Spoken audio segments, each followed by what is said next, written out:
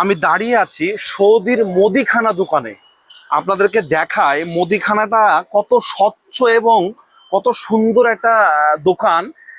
এই মুদিখানাতে কিন্তু পাওয়া যাচ্ছে কলা, এখানে বিভিন্ন কোম্পানির চিপস, বিভিন্ন বিস্কিট রাখা আছে। কাস্টমার আসছে, তারা নিজের হাতে তুলে দোকানদারের কাছে বিল করে নিচ্ছে। এবং এই দিকটা দেখায় এখানে বিভিন্ন রকমের খাবার, মধু থেকে শুরু করে বিভিন্ন রকমের জায়ফল, জাইতুন ফল সহ বিভিন্ন ফল কিন্তু আছে। সবচাইতে যেটা আকর্ষণীয় বিষয় হলো যে এইখানে কিন্তু ডিমের গায়েও এখানে একটা এক্সপায়ার ডেট আছে, যেটা দেখলে আপনারা অবাক হয়ে যাবেন। যেটা আমাদের এলাকায় অনেক সময় ডিম কিনতে গিয়ে পচা পায় বা সমস্যা হয়।